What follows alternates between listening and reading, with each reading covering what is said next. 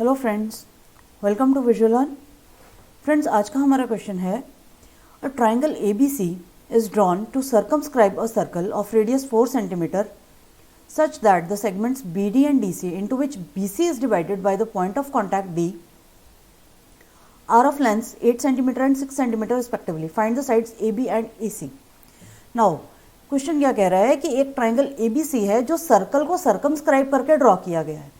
यानी कि सर्कल को सर्कमस्क्राइब करने का मतलब है कि ट्राइंगल की जो साइड्स हैं वो सर्कल को टच कर रही हैं। ट्राइंगल की तीनों साइड्स सर्कल को किसी ना किसी पॉइंट पे टच कर रही हैं।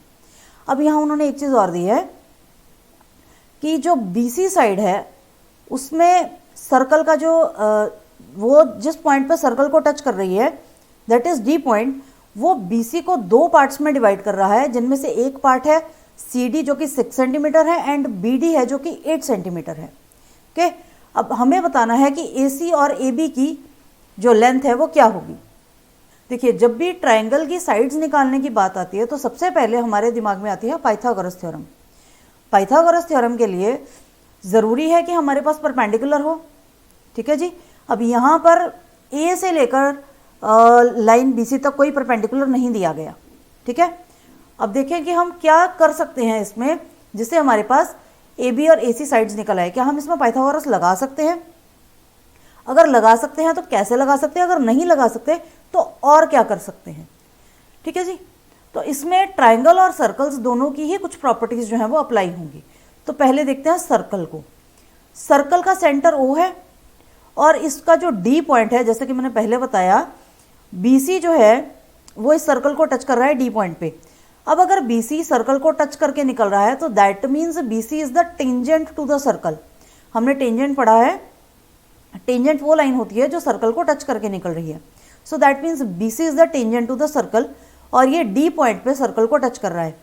इधर से लें तो AC जो है ये भी सर्कल का टेंजेंट है और ये मान लीजिए हम इसको E पॉइंट ले लेते हैं कि ये मान लीजिए हम ये ले लेते हैं कि जो AC है वो E पॉइंट पे सर्कल को टच कर रहा है और AB जो है वो F पॉइंट पे सर्कल को टच कर रहा है। अब जो C पॉइंट से अगर हम देखें तो सर्कल की प्रॉपर्टीज की मैं पहले बात कर रही हूँ। C पॉइंट से CE और CD ये दो टेंजेंट से सर्कल के ऊपर बन रहे हैं। ठीक है जी। तो सर्कल की एक प्रॉपर्टी है कि एक एक्सटर्नल पॉइंट से जो दो टेंजेंट सर्कल पे बनते हैं वो दोनों आपस में इक्वल होते हैं। सो दैट मीन्स CD जो है वो CE के इक्वल हुआ।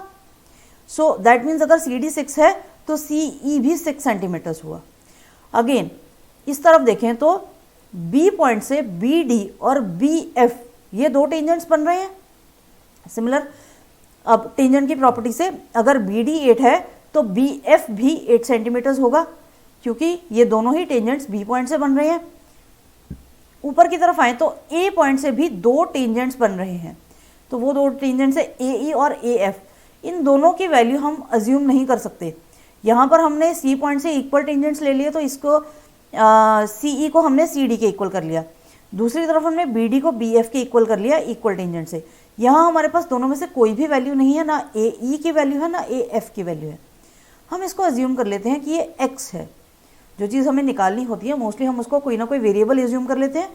हम इसको X अज्यूम कर लेते हैं। नाउ अब हमारे पास जो AC की वैल्यू है वो हो गई 6 + x और AB की वैल्यू हो गई 8 + x। अब क्या करें?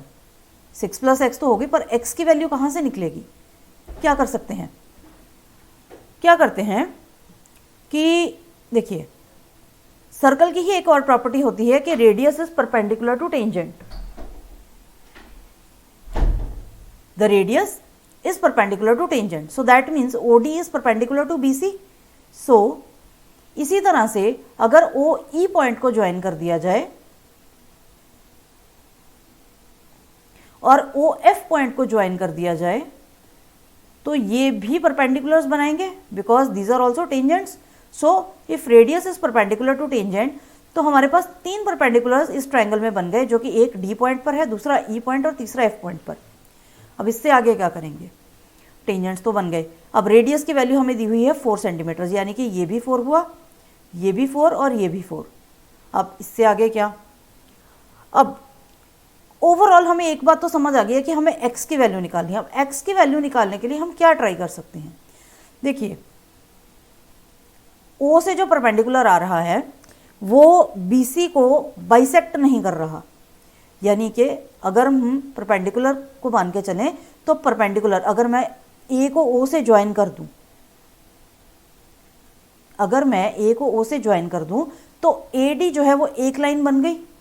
अब AD को मैं परपेंडिकुलर नहीं मान सकती, क्योंकि पहली चीज़ कि जो ये ट्रायंगल है ये ना तो इक्विलेटरल ट्रायंगल है ना ही ये आइसोसेलेस ट्रायंगल है, because isosceles and equilateral triangle का जो परपेंडिकुलर होता है वो ऑपोजिट साइड को बाइसेक्ट करता है।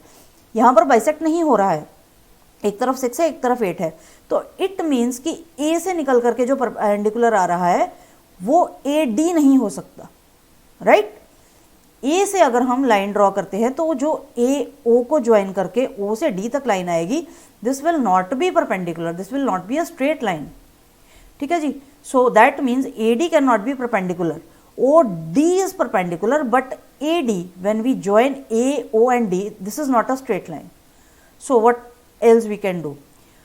हम यहाँ पर ये कर सकते हैं कि अगर हम इसको 3 ट्राइंगल्स में डिवाइड कर लें, लाइक O को C से ज्वाइन कर दिया, इधर O को B से ज्वाइन कर दिया, तो अब हमारे पास ये 3 ट्राइंगल्स बन गए, AOC, COB एंड AOB। अब यहाँ पर हमारे पास 3 ट्राइंगल्स बन गए हैं, AOC, BOC एंड AOB। तो अब इन 3 ट्राइंगल्स को हम किस तरह से इसको करें कि हमारे पास x की वैल्यू आ जाए। देखिए, अगर हम इसको हम थोड़ा सा और अच्छे से देखते हैं तो ये देखिए, ये फिगर हमारी कुछ इस तरह से बन गई। जो 3 ट्राइंगल्स हमारे हैं वो AOC, COB और AOB, ये 3 ट्राइंगल्स बन गए हैं। अब अगर हमने जैसे पीछे देखा कि D, E और F के ऊपर हमारे पास परपेंडिकुलर्स बन रहे हैं, अगर मैं इन तीनों ट्राइंगल्स को इंडिविजुअली लेती हूँ, लाइक पहले मैं AOC ले रही हूँ, तो AOC का एरिया जो है वो मैं half into base into height से अज्यूम कर सकती हूँ कि मेरे पास बेस 6 + x हो गया और परपेंडिकुलर 4 हो गया, ठीक है। इसी तरह तीनों ट्राइंगल्स का एरिया निकाला जा सकता है, AOB, BOC और AOC, BOC और AOB, तीनों ट्राइंगल्स का area half into base into height से आ जाएगा। और जो पूरा ट्राइंगल है ABC, अब ABC क्या है? ABC इन 3 ट्राइंगल्स के एरिया का सम होगा। ABC का एरिया इन 3 ट्राइंगल्स के एरिया को अगर हम प्लस कर दें तो वो ABC के एरिया के बराबर आएगा। तो ABC का एरिया हम कैसे निकाल सकते हैं? ABC का एरिया हम हेरॉन्स फार्मूला से ट्राई कर सकते हैं, ठीक है जी। तो इसको करके देखते हैं। Of triangle ABC, this is equal to area of triangle AOC plus area of triangle BOC plus area of triangle AOB, AOC, BOC and AOB। Now जो ABC का एरिया है वो हम हेरॉन्स से निकालेंगे, एरिया ऑफ ट्राइंगल ABC वो हम Heron's formula से कैलकुलेट कर सकते हैं।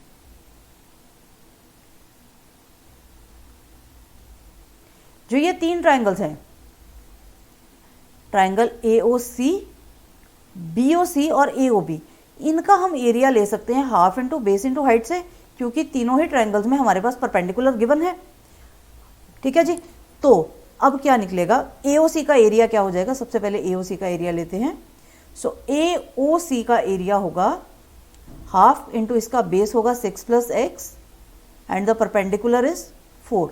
सो कैंसलिंग 2 and 4 वी गेट, और 2 को इससे मल्टीप्लाई कर लेंगे तो 12 + 2x हमारा AOC का एरिया होगा।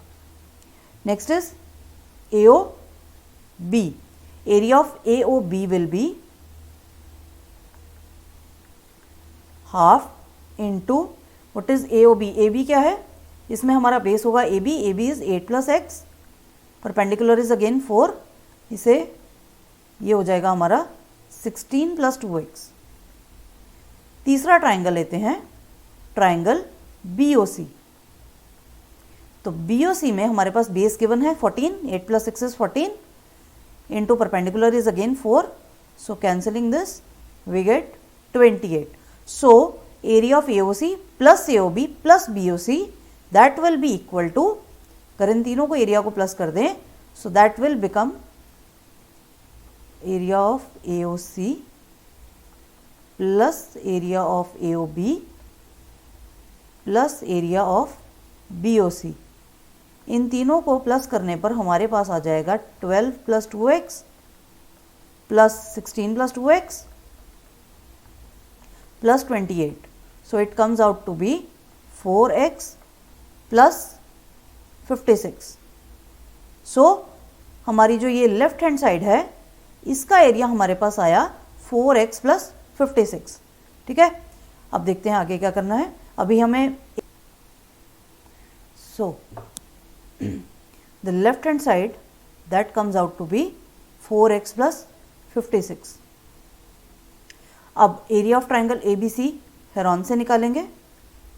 सो हेरॉन्स फार्मूला क्या कहता है, that S into S minus A S minus B into S minus C, this is equal to area of triangle. Now what is S? S is the semi perimeter. What will be the semi perimeter? It will become 6 plus x plus 14 plus 8 plus x divide by 2. So this is 2x plus 28 divide by 2. जब हमने इसमें से 2 को common लिया तो ये हो जाएगा आपका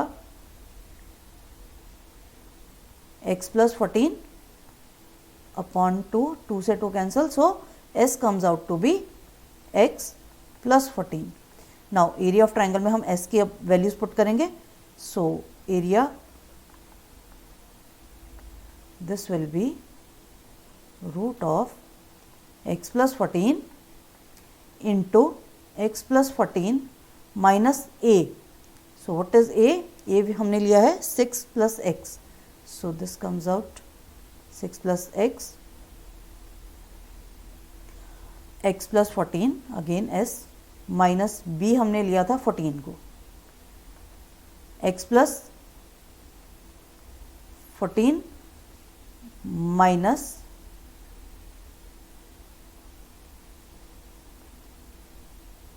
c साइड है हमारी 8 प्लस x.